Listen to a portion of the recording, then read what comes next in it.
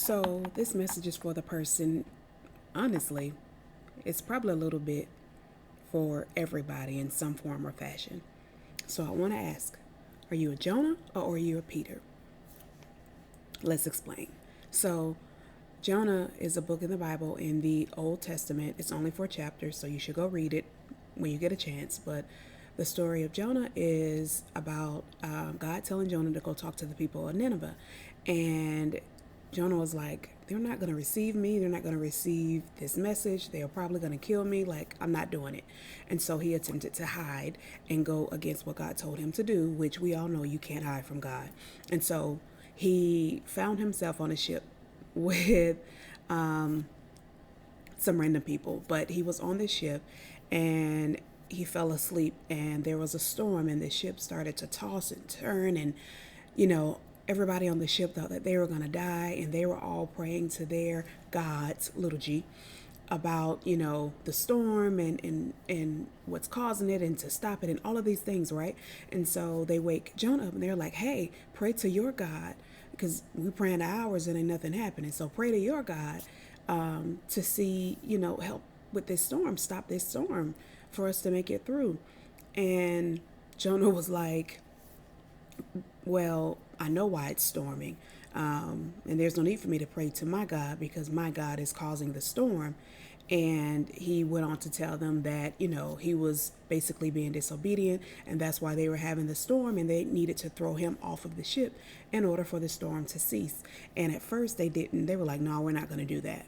And he kept pressing and pressing. They were like, all right. And they threw him off. And of course, the storm ceased. And I think the portion of the story that we're almost familiar with is Jonah being in the belly of the whale for 3 days. But I want to go back to the part of him being on that ship and the waves and the wind tossing and turning and all the things and how he was able to sleep like a baby, like nothing was happening. Now, hold. Now I want to flip to uh, the book of Matthew and the story about Peter walking on the water.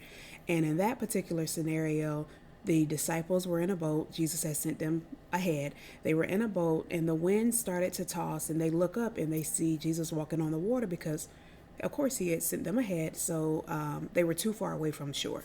So he's walking on water and Peter says, Lord, if it's you, bid me to come to you to walk on the water. And Jesus says, come.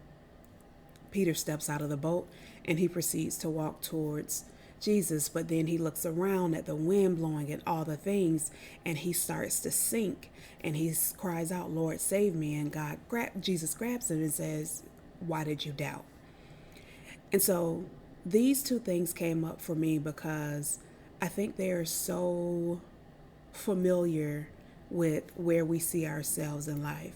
How many times have God told us to do something and it wasn't glamorous, it wasn't something we wanted to do, it didn't look like what we thought it would look like, and so we were disobedient and tried to run away or hide or just outright ignore what it is that God told us to do.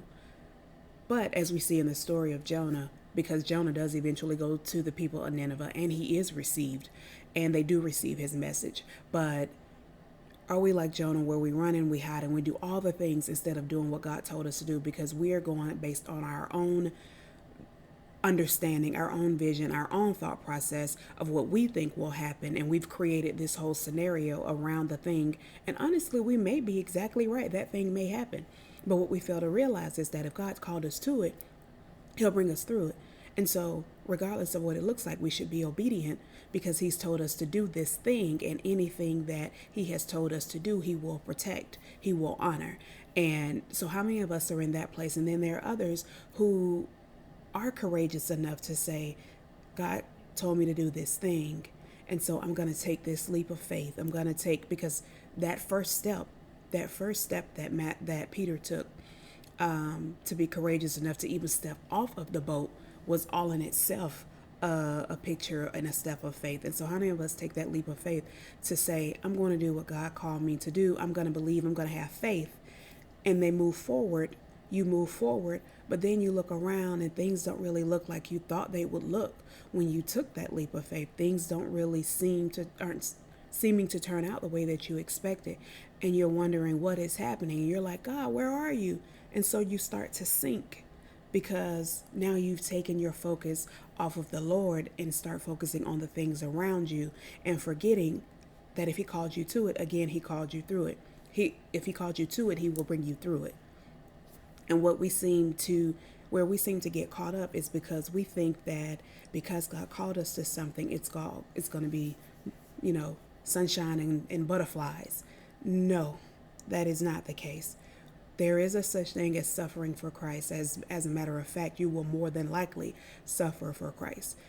However, are you staying obedient? Are you being committed? Because if you are being obedient, if you are staying committed, if you are maintaining and growing your relationship with the Lord and saying, I know that you called me to this thing, and so I trust that you will make it all right. He will always provide. But we have to understand that that provision may not look like what we expect it to look like. That provision will always take care of our needs, even if not our wants. But the idea is to stay faithful and keep our minds stayed on Him. So, whichever side of the spectrum you fall, whether you're the one who has been obedient and has taken that step, but things don't really look like the way that you thought they would look, or you're the one who knows that you were told or called to do something and you're holding back or just honestly being disobedient because you're unsure of that thing or because God hasn't provided the clear picture to you, so you don't want to move forward. Either way, the moral of the story is keep your eyes on God, stay obedient to Him, do as He has called you to do. And whatever that situation is, whether it's in your professional life, your personal life, relationships, any of those things, know that He will bring you through it because God does honor our obedience. And as the word says, obedience is greater than sacrifice. So again, those two stories, the story of Jonah, Old Testament, it's only 4 chapters. And the story about Peter walking on the water is in Matthew, which is in the New Testament, Matthew chapter 14. So, Peter, Jonah, or are you creating your own story and your own relationship and your own path on who you are in your journey with the Lord? Until next time.